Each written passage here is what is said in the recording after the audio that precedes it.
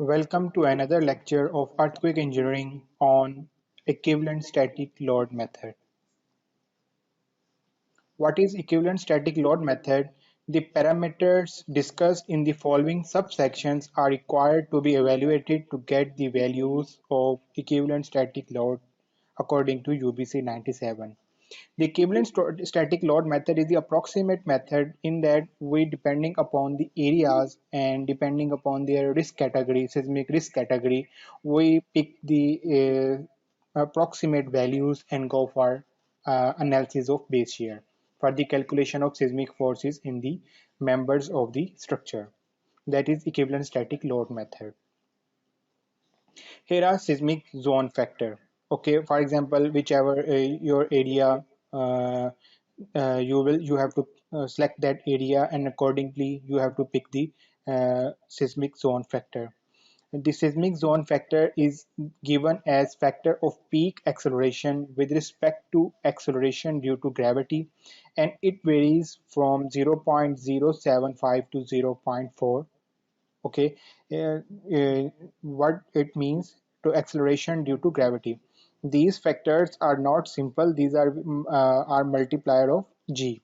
Okay, for example, if uh, you are lying or doing a construction or designing of any structure, for example, if you are designing in a zone 3, then you have to use the seismic zone factor 0.3 g, means 0.3 times g, gravitational acceleration constant.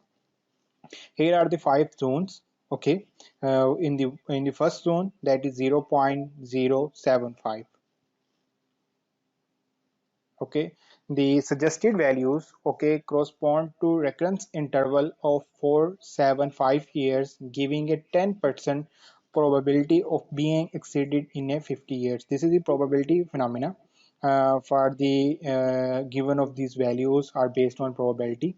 Okay, there is 10% probability of being exceeded in a 50 years. After 50 years, there are 10% probability of the earthquake occurrence of this magnitude. Second is the soil profile type. In which land type you are constructing your building, that is very important. For example, if you are doing the designing of your house or a building or commercial building in hilly areas, plain areas, sandy soil, hard rock. So this type of soil profiles are very important for the designing of your members in the earthquake area, in the earthquake zones. The ground vibrations traveling through the soil may be amplified or reduced depending upon the fundamental period and type of strata. Okay, when the waves pass through the rock, its frequency change. Similarly, if the waves pass through the soft soil, then its frequency also change. So that is very important, the soil profile types. UBC मतलब Uniform Building Code classify soils into 6 profile types as given in the table. I will discuss later. This classification depends upon the average shear wave velocity in the top 30 meter of material. Okay, shear wave velocity, that is a soil or geotechnical term. Here is the soil profile types. Okay, soil profile type SA, SB, and so on up to SF. Description of soil: if you are a hard rock, and your shear wave velocity, that will come from the geotechnical report or soil report. Okay, if your shear wave velocity is 1500 meter per second, more than this, then that is a hard rock. If the your shear wave velocity is 180 to 360 meter per second, then that is SD. Similarly, SC, if your soil profile is definitely uh, very soft clay soil, then detailed investigation required, or you have to provide the engineered fill or replacement of soil from that site where the construction will happen. Okay, so detailed investigation required for very soft clay soil. Seismic source type. The seismic source types are decided based on the maximum moment magnitude potential of the fault and its slip rate per year. The maximum moment magnitude potential is also related to the Richter scale Or second, when there is a slip between the rocks, between the plates, then there is movement magnitude potential. So that are the values. The type C represent almost an inactive fault in table. Okay, here seismic source type A, B, C. If your maximum movement potential is greater or equal to 7, or and also the slip rate between the rocks, between the fault line, between the plates is greater or equal to 5, then that is called seismic source type A. And if your maximum moment potential is less than or equal to 6.5 and slip rate is also less than this, then that is a type C, and this is also is an inactive fault line. And B is in between. Okay, if the maximum moment potential is in between and slip rate in between, then that is source type is B. Near source factors. Near source factors, that how much near to the fault line your building will be located, okay, or will be constructed or will be going to design. Okay, two factors, Na and Nv. Near source factor based on acceleration, based on velocity, are used to consider the increased ground motions near a fault line. When you are constructing your building near the fault line, then you have to magnify the earthquake parameters to safely design of buildings. Okay, so these are near source factors.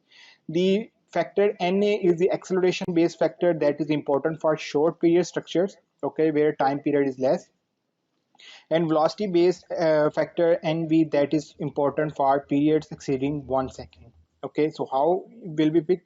If your building located less than or equal to 2 kilometer in the range of fault line, then you will pick these near source factors. Okay, for Na and V. If your seismic source type A, then you will pick 1.5 and 2. Similarly, if your building located less than 15 kilometer, then you will pick Na and NV value 1 and 1. Okay, depending upon seismic source type A and B. Ground response coefficients. The two ground response coefficients Ca and Cv give indication of the vibration amplification capacity of soil depending upon zone factor. That is very important, Ca and Cv. Okay, soil profile factors and near source factors. Okay, these ground response coefficients are based on seismic source type, seismic zone type, and also on the soil.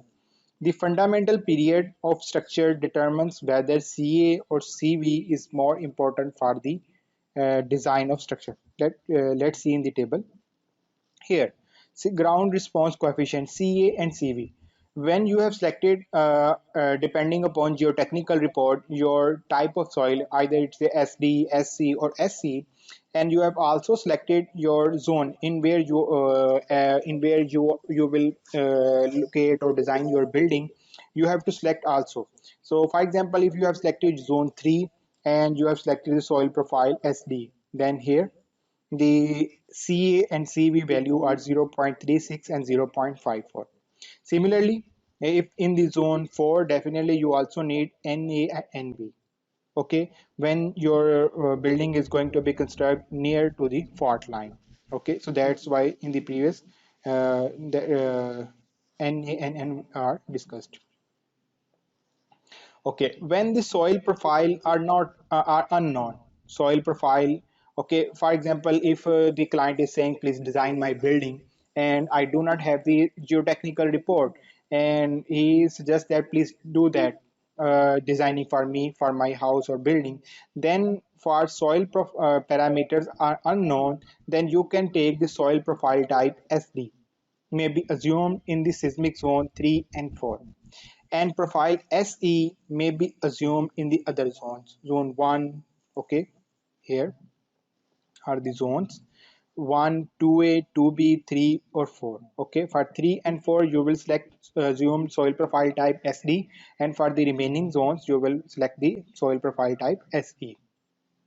Okay, and for a regular structure, the near source factor needs not to exceed 1.3. There are two types of structure, regular and irregular. Okay, if your structure is regular, then your near source factor should not be exceed 1.3. Here is your near source factor, here 1.52. But if you're designing a regular building, then these factors should not exceed 1.3, you have to keep it equal to 1.3. If you have a value 1.5, but then you have to equate it to or approximate it to 1.3. Okay. Fundamental time period of structure. The time period of structure may exactly be calculated by performing free vibration analysis of the structure, which involves lengthy calculations. Okay. Following empirical methods are also available to reasonably guess the fundamental time period of structure. Even that method can be used for our calculations of the base shear for seismic forces in the structure. Here is an approximate method, fundamental time period. To guess that at how much time period of any building, you have to just take the approximate observation. For example, there is a 10-story building. You will divide with 10, then the time period of that building will be nearly or approximately 1 second. And if you have a 7-story building, 7 divided by 10, then that will be 0.7 second. So that's how you can approximate the time period of the building. Here is a method A, that is a much better method. Method A of UBC, TA is equal to CTHN power whole 3 by 4.